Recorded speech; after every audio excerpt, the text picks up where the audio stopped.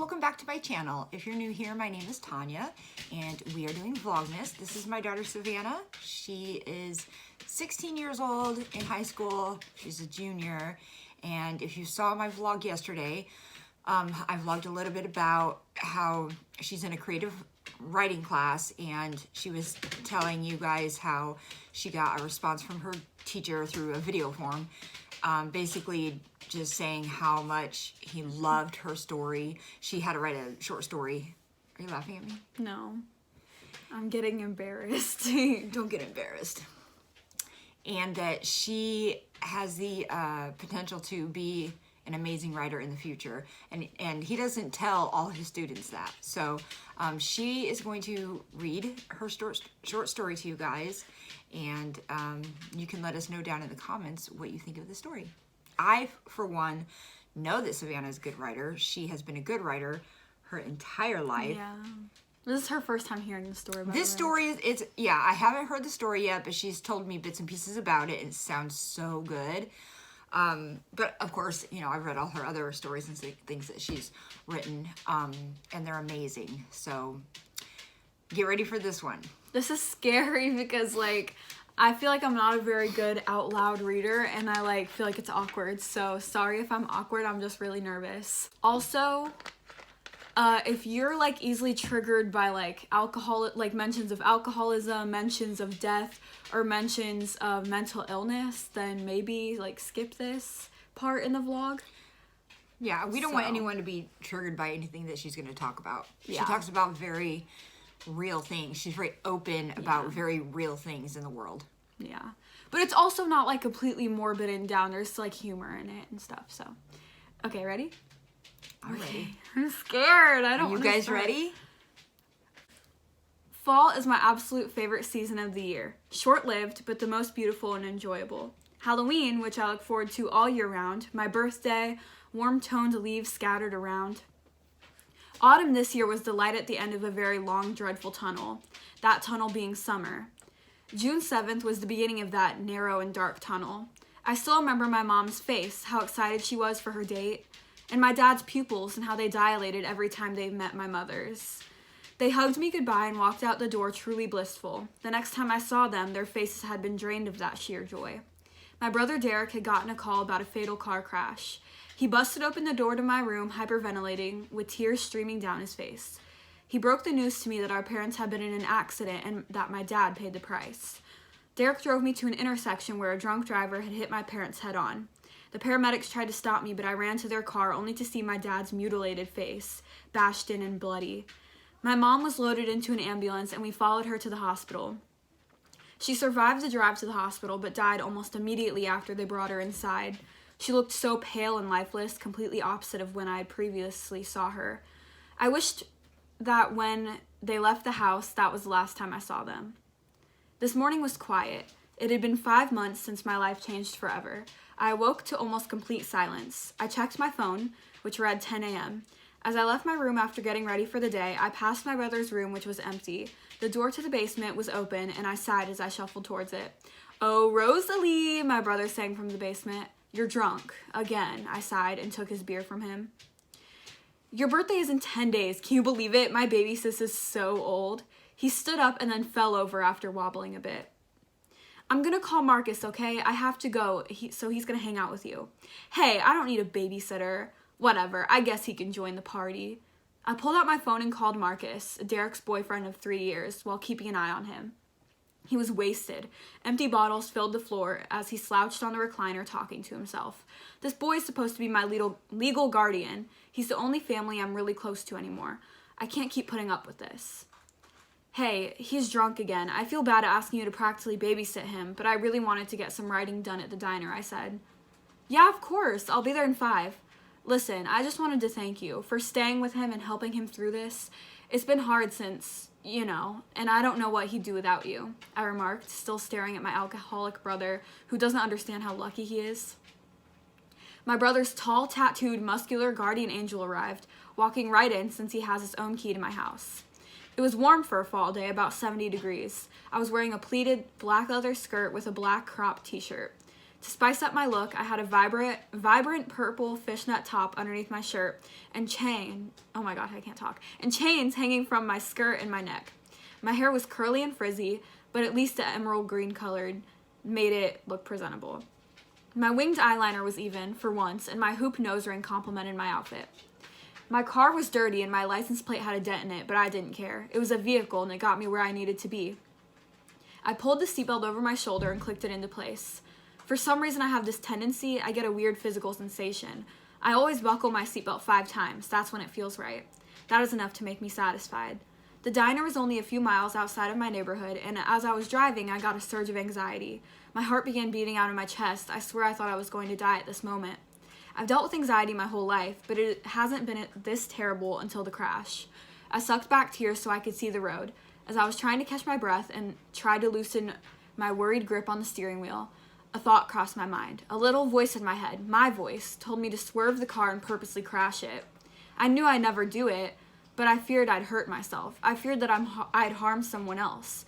These thoughts consumed me, and I felt I was being eaten alive. This turned into a spiral of me fearing that I might do something I'd regret. When I pulled up to the diner, I felt safe and secure. A tear rolled down my face as the ride from hell finally ended. I could breathe again and at a normal pace. I peered through the glass windows of On the House local diner and saw my best friend. Her smile centered me and I felt fine again. She locked eyes with me and waved for me to come inside, which I did not hesitate to after the invitation. I strolled in like nothing ever happened with a devilish smirk on my face. I convinced myself everything was fine. I sat down in my favorite booth by a window. My best friend and waitress, Charlie, sat across from me, a common occurrence when I stopped by. "Hey Rose, come in to work on your music, I assume?" Charlie asked. What else would I be doing? I let out a laugh. "It's not like I'd come to see you or anything. Or something." I rolled my eyes and laughed again after the sarcastic remark. "Right. Well, you'll have your usual, right? Smothered cheese fries and unlimited coffee with cream and sugar?" "You know it," I said, pulling out my laptop from its case and gently laying it on the table. She brought me my food in no time. The gooey, salty fries called my name. I went right in for one, the freshly melted hot cheese burning my mouth. I did this every time, being too impatient to let them cool off. Charlie chuckled at me and sat back down, taking a fry for herself. "So how's everything going with Derek?" she asked, looking sympathetic already. "He's fine, I guess." Okay, that's a lie. The only reason I even left him this morning was because I needed to get work done. Marcus is with him right now. He's completely wasted. I don't know how much more of this I can take. I choked back tears, trying to be strong, something I'm used to doing. "I'm sorry, babe. If you need help, you know all you have to do is call me. I can come over any time. I know you are putting on this tough girl act because you think you have no one to be strong for you, but you don't always have to take care of everyone else by yourself." "I just don't want you slipping away. You need to put yourself first," Charlie said with wide eyes as she grabbed my hand. "Thanks," I said, breaking eye contact. "I just don't like dumping my problems on everyone else. You've gone through more than even most adults have. Cut yourself some slack. I wouldn't survive what you were dealing with. You matter to me and I want to help in any way I can, okay? I'll make you a second batch of fries on the house to cheer you up."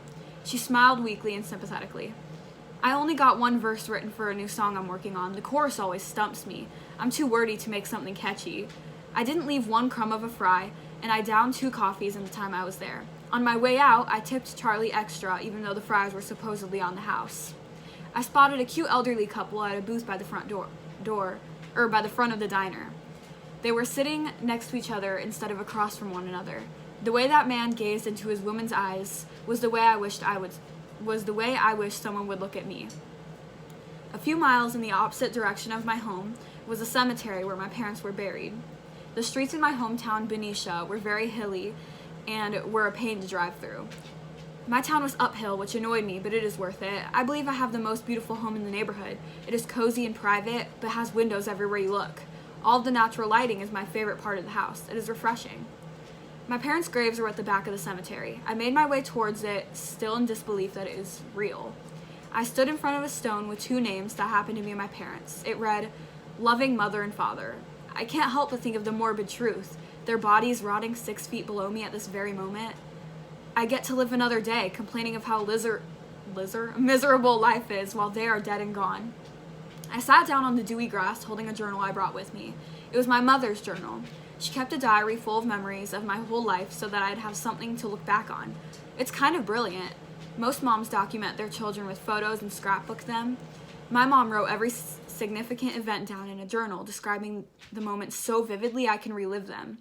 I read the entries, and it is like I can see through her eyes. She describes how she feels, what she smells, the environment around her. She describes everything I did and said in a funny and intelligent way. I get to read the story of my life, and I can still picture these times as if they were yesterday thanks to her. At the end of the journal, her and my dad both wrote a letter to Derek and I, telling us how much they love us, and if something ever happened to them, this is what they'd want us to know. The funny part is that I bet they didn't expect something to happen to them. No one ever does. That is why people continue to drive drunk and take stupid risks. Everyone sees that terrible things can happen, but always believe that they are invincible. It's pathetic either way. If you spend every second worrying, you waste your life. If you spend every second living it up and not thinking, then you might just die young. We never win. At the end of the day, someone has to pay the price for your mistakes. It's inevitable. Mom, Dad, if you guys are listening, I'm sorry if I ever disappoint you. I'm doing the best I can, and I just want you to know that. I need God to lead Derek on a different path than where he's currently going. He's killing himself, and as selfish as it is, that is the last thing I need right now. I love you guys and miss you so much. I paused for a moment. Okay, well, I have to go back home now. Bye. I stood up awkwardly and sat in my car. I just stared into space until I couldn't handle it anymore. A waterfall of tears came streaming down my face. I was exhausted, emotionally and physically. My sobbing was loud and quite ugly. I had to use tissues to help dry up my face. I broke down, not being able to hold any feelings back. I chanted the number 7 in my head to help calm down. 7 has always been a safe number, and when in a panic, I use it like a comforting teddy bear. I thought it was normal, that everyone just had safe numbers and numbers they avoided. People sometimes looked at me like I was crazy. I would sit in class rewriting the same sentence 10 times before I could ever approve of it. I would get physical urges to blink, almost like a tic. This one gave me headaches constantly, and I seriously felt insane. Kids would pick on me, and they all thought I had Tourette's or would call me retarded. I never told my family for fear that they would lock me up in a padded room or something. Now I was sitting in my car wishing I had someone to turn to about my constantly deteriorating mental health. When my hands stopped shaking and my tears all dried, I took a deep breath and drove off. Only after buckling my seatbelt 5 times, of course. I played one of my CDs and relaxed a bit. I always listen to music in the car. It gave me chills. Music is my soul's medicine. I arrived at my house completely numbed. I had wiped all my makeup off so that Derek and Marcus wouldn't see the black smears of evidence that I had just bawled my eyes out. "I'm home," I called out, assuming they were still in the basement. I walked downstairs towards their voices. "We're down here," Marcus yelled. When I walked down the stairs and turned to where they were, I was shocked at what I saw. Marcus was bandaging up a bloody Derek. Derek's hands were gushing red, and he looked at them, calm as could be. There were broken shards of glass on the floor of the beer bottles. They were also covered in blood. It seemed so minor, a simple mistake. A small slice of his hands isn't the end of the world, but to my brain it was. I stumbled backwards and fell flat on my butt, holding my head with one hand. "Rose, are you okay? It's just a little blood. He'll be fine. I'm wrapping his hands right now and he'll be good to go." "What happened?" I said, my heart pounding. He fell and his hands landed on the glass. Marcus looked at me with concern. "Derek, hold pressure on this. I'm gonna check on Rosalie. Hey, are you afraid of blood?" "No," I mumbled, my head spinning. Marcus was clearly freaking out. He had his hands on my knees. He looked puzzled at what could be wrong with me. My mind was racing with millions of thoughts. I was sent back in time to when my parents took their last breaths. I can picture their lifeless bodies. It is not like the movies. It is traumatizing to see someone you love sickly and dead. A little voice in my head kept screaming at me, telling me it was my fault, that I wanted my parents to die, and I enjoyed all of the attention I get from experiencing something like that. "Stop! I'm sorry! I didn't want this! It's all my fault!" Okay, sorry guys. The phone rang and messed up the recording, so she's going to start back a couple sentences ago. Okay. "Stop! I'm sorry! I didn't want this! It's all my fault!" I cried, shaking in agony. My voice was scratchy, and Marcus took me in his arms, rocking me. At that moment, I felt evil. I felt that my soul was damned, and it scared the living hell out of me. Everything was my fault. My brother's alcoholism, which is going to ultimately lead to his untimely death. My parents' accident. Everything. I rubbed my eyes exactly 4 times and took a deep breath. "You're okay, Rose. You're safe at your house with Derek and I. I'm holding you. Nothing is going to happen to you. The past is out of your control, okay? You can't fix everything, Marcus whispered as I closed my eyes. Thank you, I sighed as I began to calm down. Derek was passed out behind us on the couch. Marcus and I stood up and I hugged him, feeling so relieved that he was in my life. I've never experienced a panic attack so severe before. I don't know if I scared Marcus or if he was just open-minded to the idea that I'd lose it eventually. I have to go. I'm sorry. I know I just got here, but I need answers. With that, I fled out of the house and back to the diner. Something is seriously wrong with me. Why do I always feel so much guilt? Why do I always feel like the most terrible person to ever walk this earth? Why do I have these weird physical urges that make no sense? I rushed into the diner, coming to a halt as I had to wait to be seated. A group of girls sitting to my right were giggling, and they silenced as I turned my head in their direction. Can I help you? I snarled, not being in the mood to tolerate this. I felt a hand grab mine and yank it, dragging me. It was Charlie's. Come on, she said. I told you not to start fights in the diner. Fine, I'm sorry, I said, sitting at my favorite booth. So what's up? You're back way too soon. Did something happen? Charlie asked, worried. Listen, I need answers. You're a psychology major. I went home and I saw my brother bleeding all over the place. A stupid accident. It's not anything serious, but I had a panic attack. I mean, I completely lost my mind. Flashbacks played in my mind and I seriously wasn't myself. I started to blame myself for everything. I couldn't stop telling myself that I wanted all of this to happen, that I killed my parents. For some reason, my mind tricked me into believing I wanted my brother to die too, and that is why I left him this morning. Oh, babe, it's okay. Sounds like your anxiety mixed with a little PTSD if you ask me. I'm really sorry. I think it's time you see a professional. A licensed psychologist can help you sort out your problems and maybe you can get medication too, she said in a sincere motherly voice. But my anxiety doesn't explain the rituals, the routines. I looked down at the table. What do you mean by that? Charlie asked. I have to buckle my seatbelt 5 times every time I get in the car, I started. I get sudden urges telling me to run my car off the road or jump out of the car even though I never actually do it. I fear I might hurt someone. I have an obsession with the number 7. I call it my safe number. I constantly have to blink, otherwise I freak out. There's so much more, but I can't remember it all, I cried. Oh my God, I think I have the answer. I can't diagnose you, but I think you're suffering from OCD. You're not crazy, you have a condition. OCD? Obsessive compulsive disorder. You felt so alone this whole time, but really there's a whole community of people dealing with the same thing. I should have known. OCD is when you have strange intrusive thoughts. Morbid thoughts that you despise. Those thoughts lead to self-hatred and shame a lot of times. Obsessions are irrational fears that are always somehow going to happen thanks to you. Compulsions are strange things you do to fight those obsessions. For instance, chanting the number 7 can prevent your brother from dying in your head. Are you serious? I rolled my eyes. I'm so done. Of course I've been normal the whole time and didn't realize. Of course I have a mental illness and that is the reason behind this. That's just my luck. I ordered a coffee and reflected on my life. I thought about all the struggles I've dealt with, all of the pain I've faced. I always blamed myself for everything, and now I find out that my mind is playing games with me. I looked out the window and saw my mother and father standing outside. They were smiling and holding hands. The sky was so bright, and a ray of white light shined down on them. They looked up, and then they vanished. I felt at peace, and finally they did too. That's it. Wow. That was so good. Oh my God, I was so, in the story. Really? Yeah. Thank you.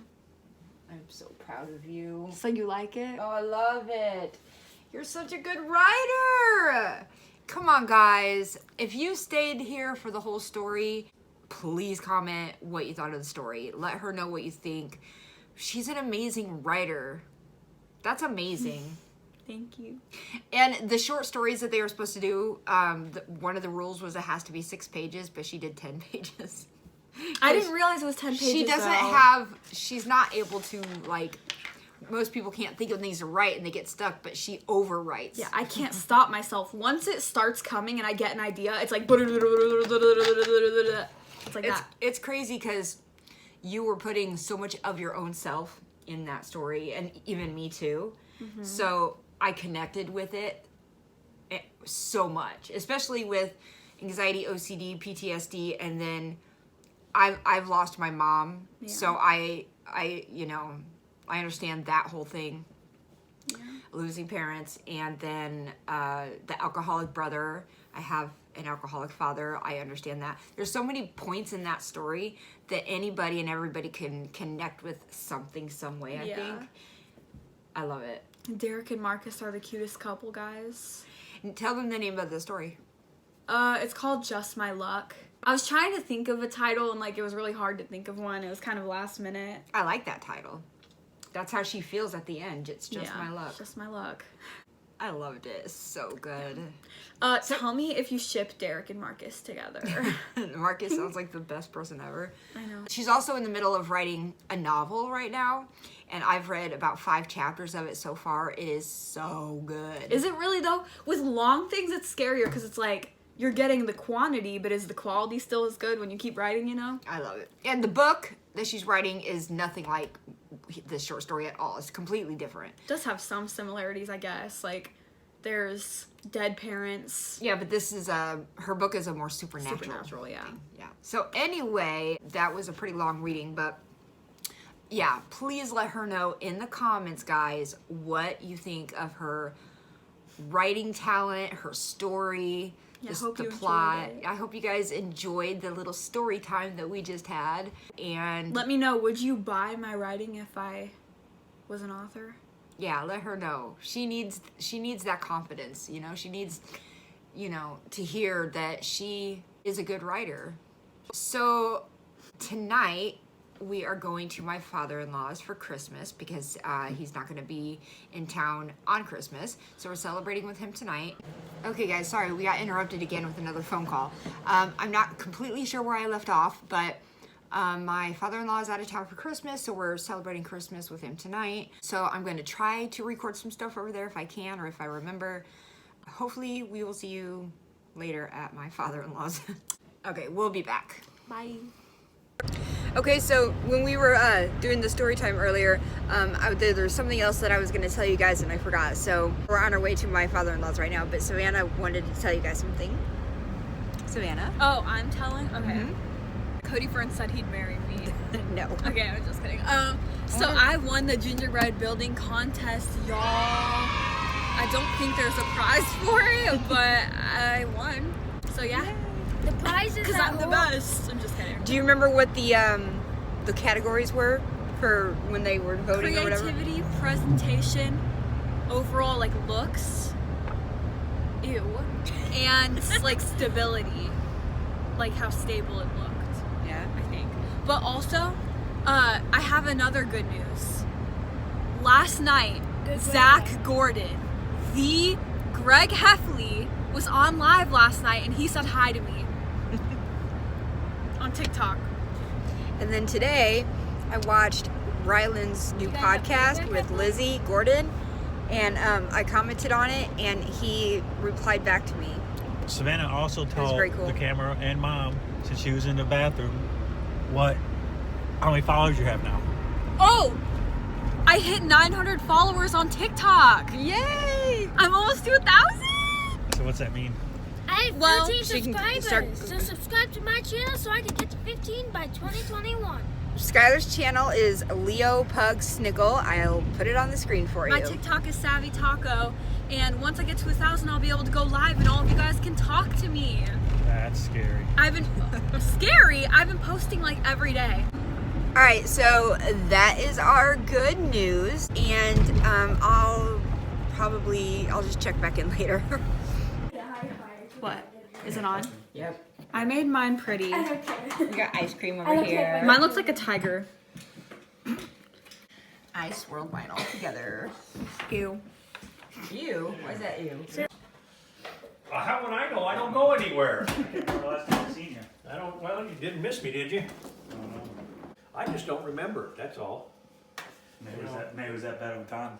Well, any experiences I had with my family, I try to put it out of my mind. Are you losing your memory? Is it time for the nursing home? I'm just kidding. It was a joke. So are you guys gonna spend your Christmas money on? Savannah said she's spending it on her friends. Stuff to make me happy. Not all of it on my friends, but I wanted to get my friends Christmas presents, and that's the only money I have because I don't have a job. What makes you happy? I'm gonna spend it on Cody Fern. I must I think you should buy yourself a printer. What kind of lame gift is that? Am I a 40-year-old woman or a 16-year-old girl? Are you a girl? Yes. I thought you were a man. Well, I'm Oh thinking my about gosh, can I buy a boyfriend with my money? A gay boy. boyfriend? I'm gonna buy Josh from Route 21. That's Shout out to Josh from Route 21. Okay guys, we're home now, back from my father-in-law's house, and my husband's in the shower, my daughter's doing homework, my son is on his phone, so we're just gonna chill and relax the rest of the night, and I have to edit this, of course, so I guess this is gonna be the end of the vlog today. Here's Savannah doing her homework. It's not relaxing for me, I have to finish an essay. Alright, so we will see you guys tomorrow. Bye, poopies.